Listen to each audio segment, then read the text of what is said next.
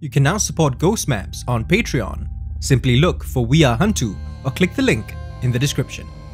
Ghost Maps is hosted on Libsyn. Get up to 2 months of free podcast hosting for your show from Libsyn with the promo code HANTU. Check out the description for more details. Ghost Maps. Entry 74. Gymkhana Avenue, Singapore. Alan's childhood friend Mervyn died last month. It wasn't from any supernatural causes. He had just been battling an illness for far too long. I had asked Alan last week if he wanted to postpone our meeting. After all, sharing stories about creatures and spirits isn't what most people want to do so soon after losing someone.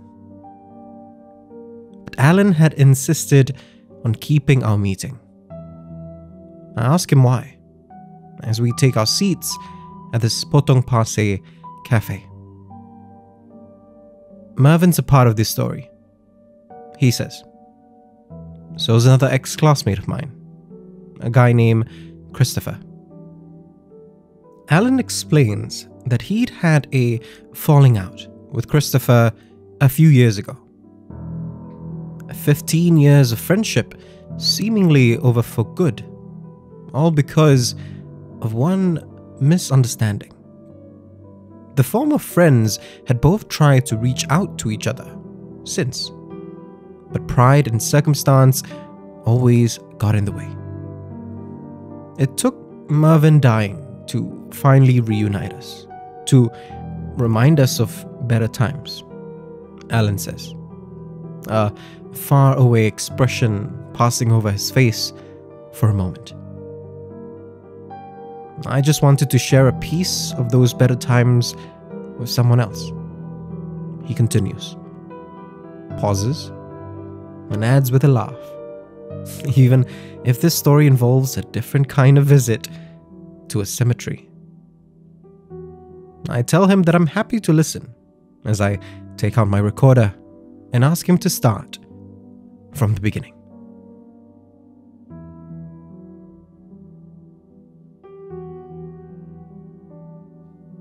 It was October 2004.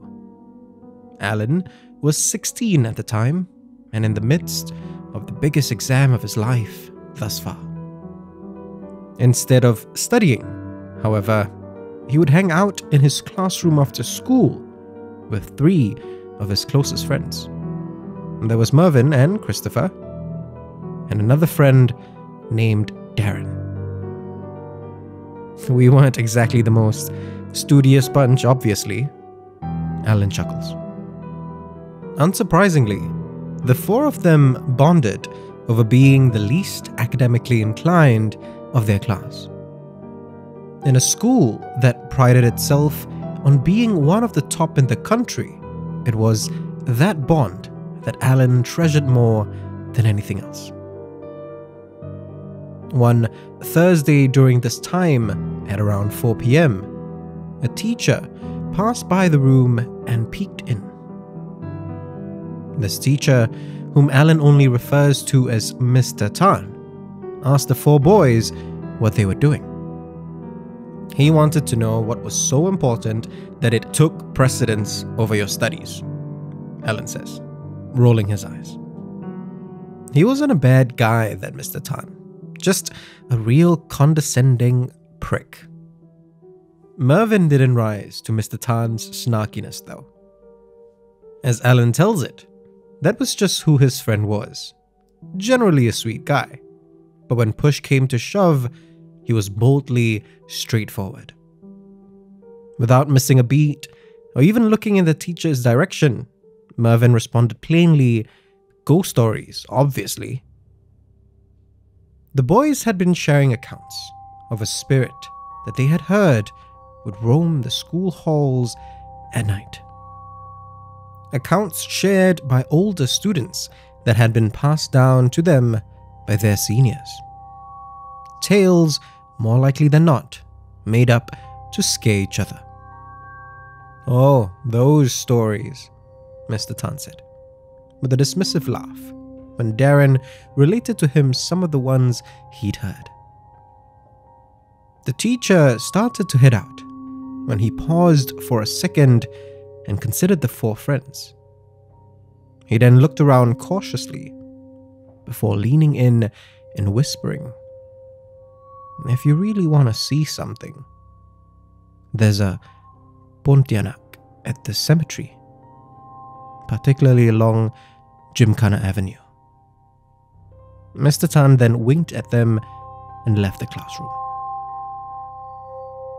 "He must have known what we're going to do," Alan says. "But how could we resist?" "Boys," said Christopher, "let's go catch us a Pontianak." The cemetery that Mr. Tan was referring to was Bukit Brown. It was a half-hour walk from the boys' school. Alan doesn't remember much about that walk. He remembers that it was a humid day, sure, but the only other thing he can recall was the laughter of his closest friends. He doesn't remember what they were laughing about, but he says that it doesn't even really matter. All that mattered was how happy they were. He does remember, however, reaching an entrance to the cemetery at Mount Pleasant Drive. There was this ominous overgrowth of bamboos, I think, that formed an arch, which led to the cemetery, he says. As they pass through the arch, Alan remembers feeling a chill. It struck him as odd, considering the weather, but he didn't have time to dwell on it. "Come on, guys," Marvin yelled, as he led the friends onwards.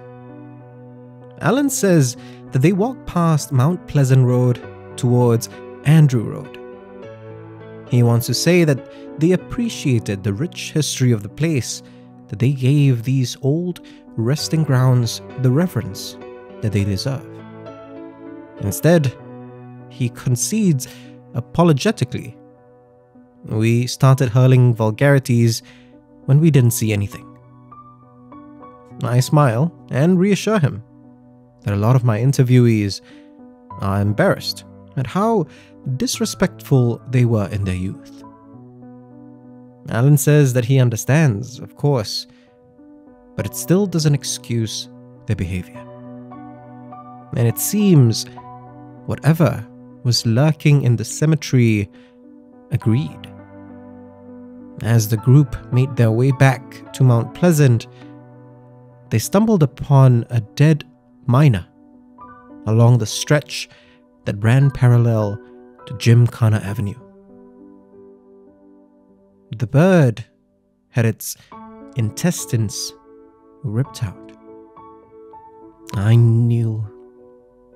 just knew that whatever had killed it did it so angrily, Alan says. The group joked and laughed that the plan of insulting the creature was working. But clearly, the others shared Alan's concern. Near the miner's body was a small path that forked into two directions. One side led back towards a mosque closer to the east of the cemetery. The other took them into a heavily forested area. Darren suggested that they head into the forested area, give it one last shot, then head off. He tried to hide the fear in his voice, but everyone heard it though. But we were 16, and none of us wanted to be the first to chicken out, Alan says. Since Darren had suggested this path, he took point. A sense of relief radiated among the four friends when after 5 minutes of tracking, they hadn't seen anything as ominous as the dead bird. But then Darren stopped suddenly. In front of him was a very large, old tree. It dwarfed the other trees, not just because of its size, but because it seemed to swallow what little light penetrated the area's canopy. And on the bark of the tree were claw marks. No one said it, but everyone thought the same thing. Whatever had killed the bird made these marks. And that is when they heard footsteps behind them. The group spun around, looking left and right in panic. The footsteps sounded like they belonged to a person, someone who was barefoot. Whoever or whatever it was, though, it took its time. It didn't run or rush initially, yet somehow it seemed to surround the boys.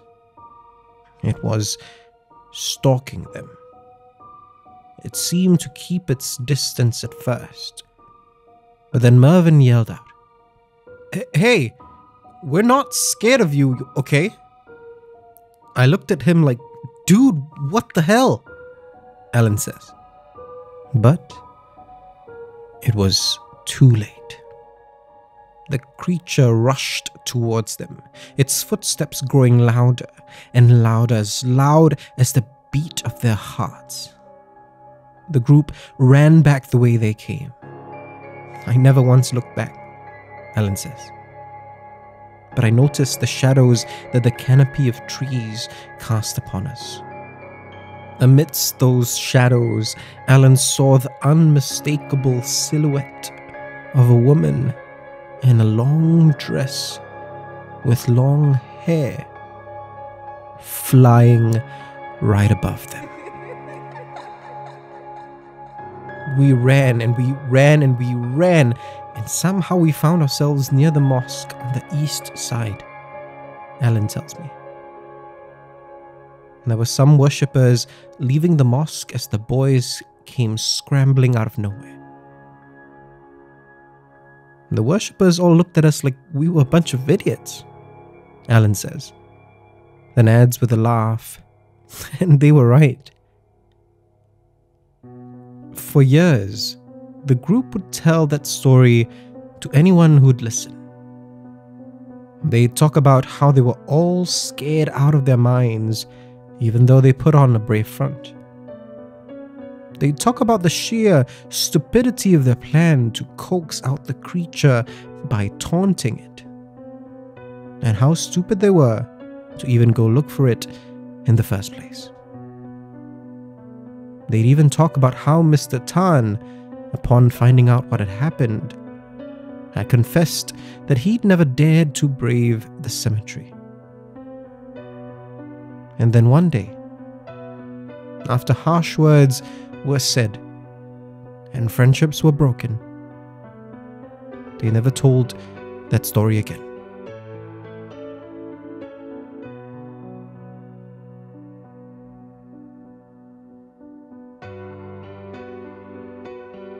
This is the first time since that I've told that story, actually, Alan says, a wistfulness creeping into his tone. I give him a moment or two, then ask him what he thinks Mervyn would say if he knew that he was finally telling the story again. His expression looks like it's about to take a somber turn when he looks over my shoulder and waves. I turn to see two other men waving back. Christopher and Darren, I presume. Alan turns his attention back to me and smiles. What would Mervyn say? He asks. Then, without missing a beat, he adds, he'd say, awesome, bro. Alan gets up, says his farewells, and heads off with his old friends. If you want to discover more of Southeast Asia's other side, subscribe now and follow us on social media. You can also be one of our supporters on Patreon. Look for We Are HANTU or click the links in the description. Ghost Maps is a HANTU production, created by Kyle Ong and Wayne Ray, with art direction by Jolene Lim, and recorded on Audio Technica mics.